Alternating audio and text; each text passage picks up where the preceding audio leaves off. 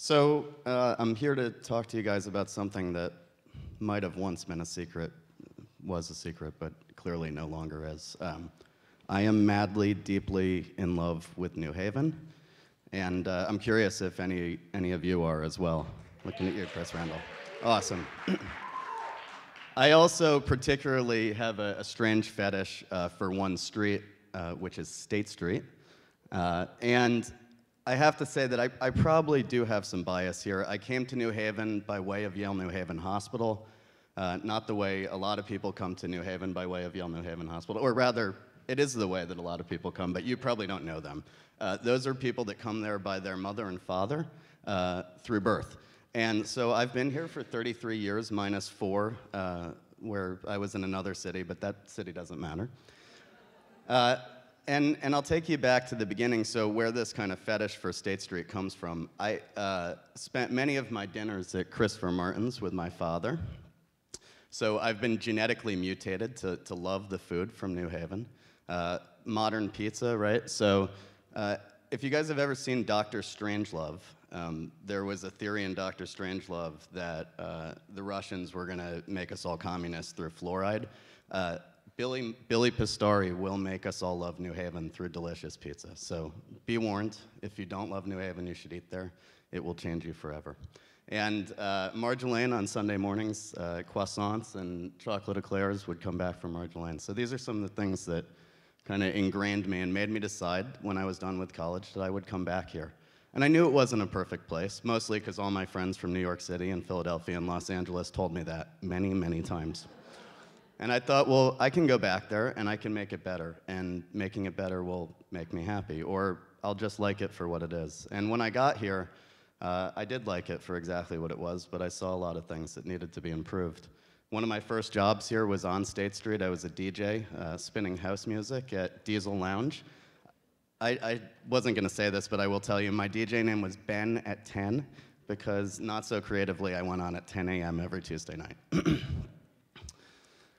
I was lucky enough to be able to buy a home on State Street, and I think at the time I bought the home, I started to realize that my roots were really pretty deeply ingrained here, and I saw a lot of things around me that I wanted to improve. I saw a lot of things that I liked, and I knew that a lot of my neighbors were experiencing some of the similar things. So one of the first kind of civic things that I was involved with was the Upper State Street Association.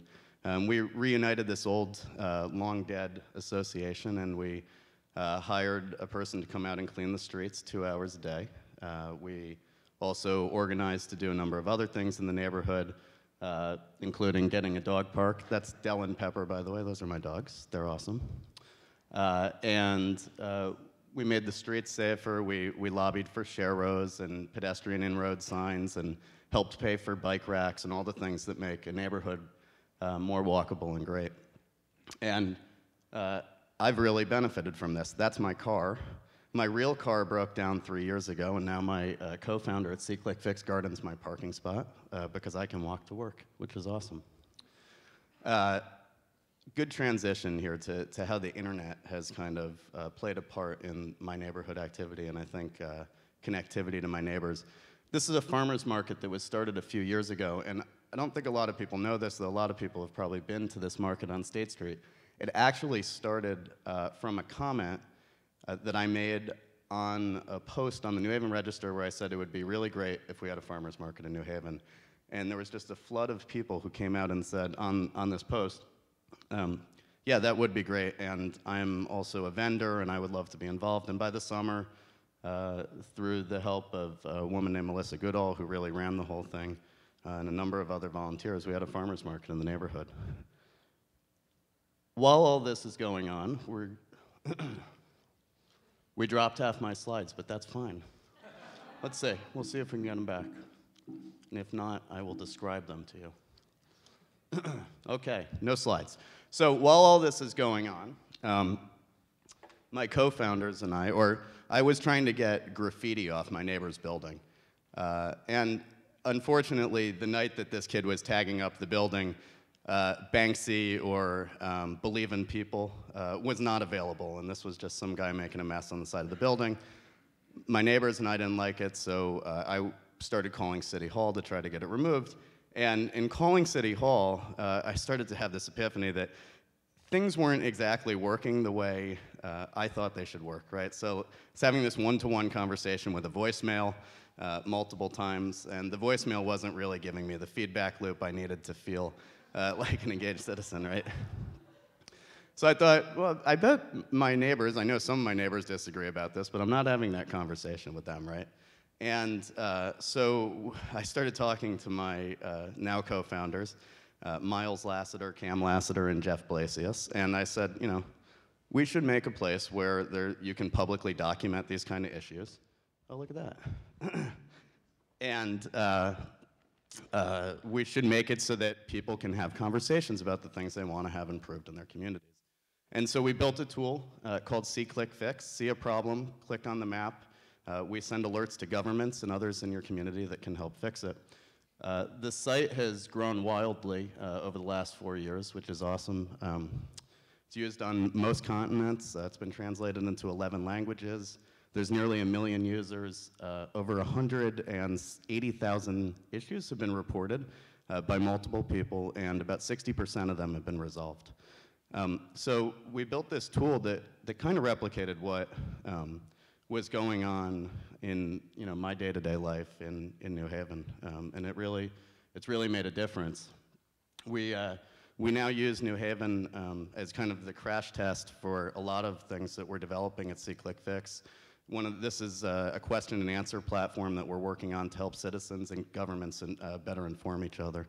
And we just launched it recently, and we'll see how it goes. And now you can know the answer to Brian Tang's burning question, why do food trucks or carts set up outside High Street from 9 to 1, which is a great question, they should.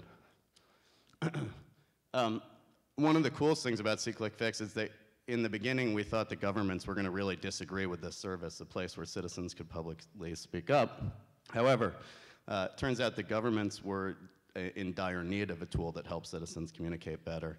And they were also in need of inexpensive software that would help them manage the public space and civic concerns. And so because of that, we were able to build a business, and I get to work with all these awesome people who get to make the world a better place right from State Street in New Haven.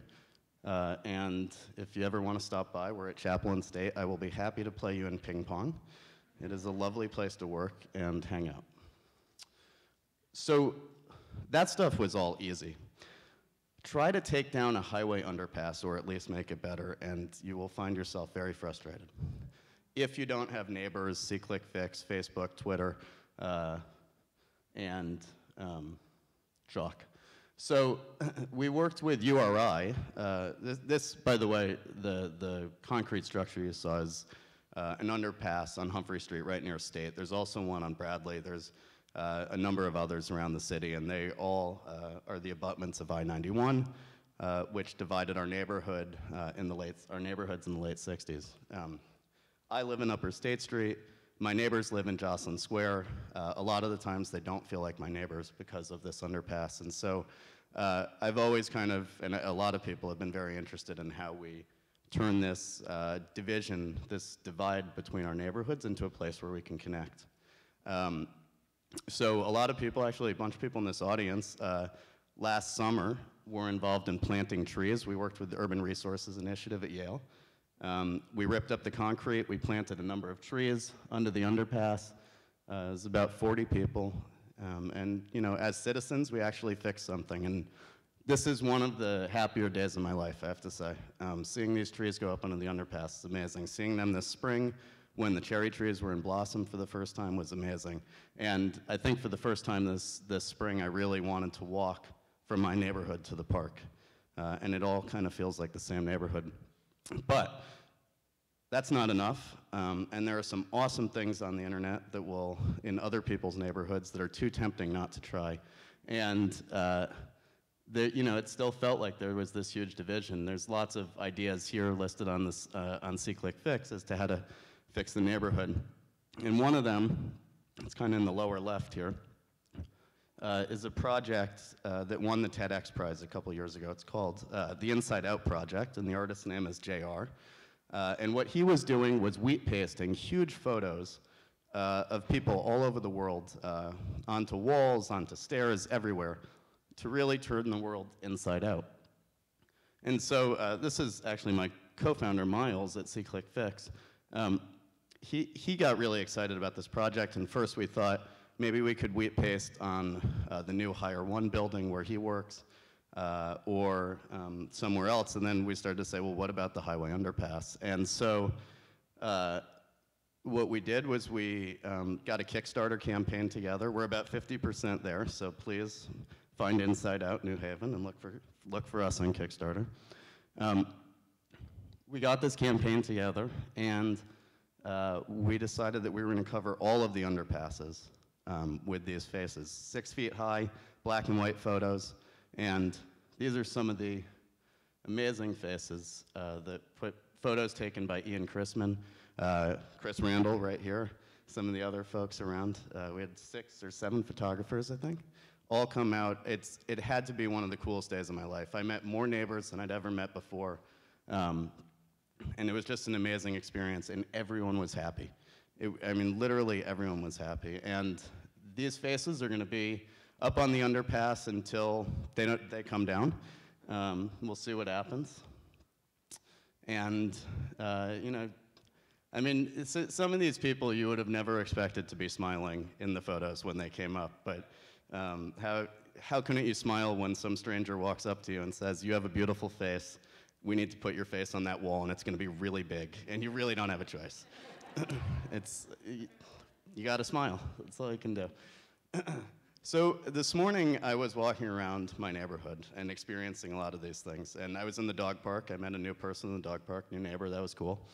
When we were walking here, actually, we saw a URI group planting a tree, which is pretty awesome. And when I walked into Marge Lane to get coffee this morning, this little girl ran up to me and goes, I have that t-shirt. And I thought, that is awesome, because I made that t-shirt.